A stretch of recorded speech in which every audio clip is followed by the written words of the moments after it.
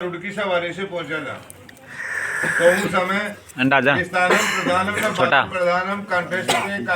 Fuse भी कर ले बगैर फ्यूज ये भगवान शंकर का गला में तो नाग देवता देखता ही गरुड़ जी की तरफ वो सर्प से जो भगवान शंकर का गला में तो स्थित छाई तो गरुड़ जी की तरफ वो बार बार फटकार बल लग गया, ललकार बल लग गया, फोंकार मार बल लग गया। तो बार बार जब वो फोंकार मारता रहा, ललकारता रहा तो उस समय गरुड़ जी ने कहा था कि स्नानम प्रधानम न बलम प्रधानम कंटेस्ट डे कायर पुरुषों वीरा कि देख भाई नागराज, स्थानम प्रधानम, स्थान की प्रधानता रहती है, बल की प्रधानता नहीं रहती है, ताकत की प्रधानता नहीं रहती है, क्योंकि अपने जो जगह होती है, अपना स्थान होता है, अपने स्थान के ऊपर जो एक कुत्ता होता है वो कुत्ता भी सिंह के समान, थोड़ा सीधा रहो, सिंह के समान गर्जना करता है। ऐसी गाड़ा पकड़ लीजिए तो झाड़ की कि सिंह के नहीं काहे बड़ा आदमी महाराज काहे बोले। तो उस समय अपनी जगह के ऊपर एक जो कुत्ता होता है वो भी सिंह के समान, शेर के समान गर्जना करता है। अरे भाई नागराज, क्योंकि भगवान शंकर है, ये त्रिलोकी के नाथ है और त्रिलोकी के नाथ के गले के अंदर आप विद्यमान हो, इसलिए आप मेरी तरफ बार बार ललकार रहे हो, बार बार मेरी तरफ फुंकार मार रहे हो। अगर भगवान शंकर के गले में आप नहीं होते और अन्यंत्र अगर दूसरी जगह कोई वन के अंदर, जंगल के अंदर जैसा आप यहाँ मेरे साथ में बर्ताव कर रहे हो, अगर वैसा बर्ताव वहां जंगल में करते तो वहां पर आपकी ताकत का और हमारी ताकत का आपको पता चलता। जिस प्रकार से किसान घास का जो तिनका होता है तो घास का तिनका का जैसे टुकड़ा टुकड़ा करके डाल देता है, उसी प्रकार से नागराज उस जंगल के अंदर मैं आपके वैसे टुकड़े टुकड़े करके डाल देता। तो उस समय जब थोड़ा थोड़ा डाल, तो जब उन देवी देव उनमें दोनों के अंदर जब विरोध ज्यादा बढ़ने लगा तो वहां पर देवताओं की बहुत प्रबल शक्ति थी।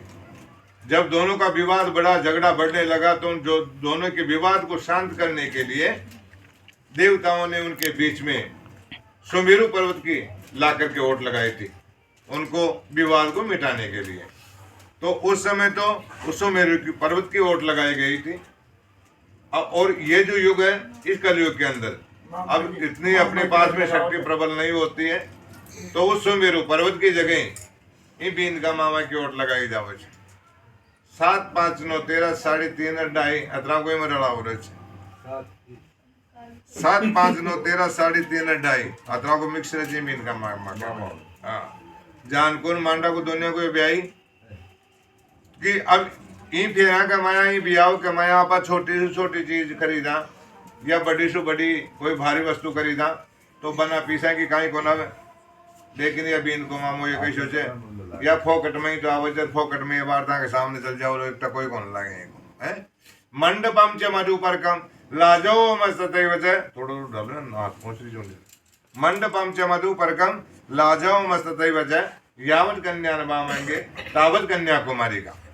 भगवान शिव और सती जी का जब विवाह हुआ था, वो भगवान शिव और सती जी के विवाह के अंदर जितना कार्य अब से पहले अपन करवा चुके हैं, इतना कार्य भगवान शिव के और सती जी के विवाह में भी हो चुका था। इतना कार्य होने के बाद में सती जी भगवान शिव से कहती है मंडपम च मधुपर्कम लाजो मस्तते वजह यावत कन्या न मांगे तावत कन्याकुमारी का कि हे परिदेव, मंडप हो गया, मधुपर्क हो गया, लाजा हवन हो गया, सामाजिक रीति रिवाज के द्वारा, ब्राह्मणों के साक्षी के द्वारा, अग्नि की साक्षी के द्वारा अग्नि की परिक्रमा भी हो गई। इतना कार्य होने के बाद में भी सती जी ने भगवान शिव से क्या कहा था, यावत कन्या मांगे तावत कन्या कुमारी का। ये परिदेव, जब तक मैं आपका इस दाया आसन से, जब तक मैं बाया आसन नहीं आ जाती हूँ, जब तक ठाकुर माँ को भी आव संपन्न कौन।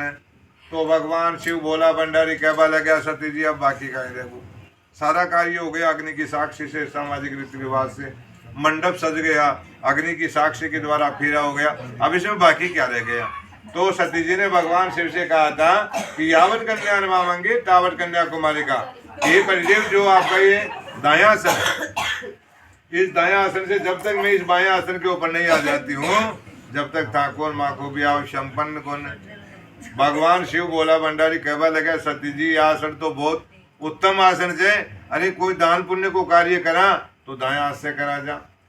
यज्ञ के अंदर कोई हवन का कार्य करे तो दाएं हाथ से करते हैं। अगर युद्ध के अंदर अस्त्र शस्त्र चलाने का कार्य हो तो ये दाएं हाथ से किया जाता है। कोई लिखाई पढ़ाई का कार्य यानी जितने भी जो शुभ कार्य जो किए जाते हैं वो दाएं आसन से किए जाते हैं और ये दाएं आसन बहुत उत्तम आसन है। लेकिन उस समय सती जी ने भगवान शिव से कहा था कि देखो भगवान, यह एक सतयुग का समय है। सतयुग के समय में के अंदर आपकी जो भी मनचित की जो वार्तालाप है उसे तो मैं पहचान जाती हूँ और मेरे मनचित की जो वार्तालाप है उसे भगवान आप पहचान जाते हो। लेकिन कलयुग का एक ऐसा विपरीत जमाना आएगा कि जिस प्रकार से यानी भी इनका मामा की बात न मामी कौन समझे न, उल्टो खै कहीं सुन गए,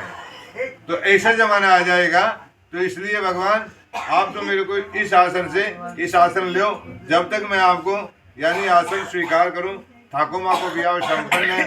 तो उस समय भगवान शिव कहने लगा, सती जी दोनों अंग बराबर के हैं, आप इधर से उठ करके इधर बैठ जाओ, इधर से उठ करके बैठ जाओ कुछ आंखों में से, इधर से उठ करके उधर बैठ जाओ। हाँ अंडे बैठ जाओ। अरे भगवान बैठ जाओ। तो इसी प्रकार से बैठ जाओ भगवान का जो मतलब बाहर जाओ ब्याह रोजीना कौन है, बैठ जाओ। हाँ बाहर जाओ ब्याह रोजीना कौन है, हाँ उन बैठ जाओ कुर्सी पर। तो आप ये आसन से मुनि आसन पर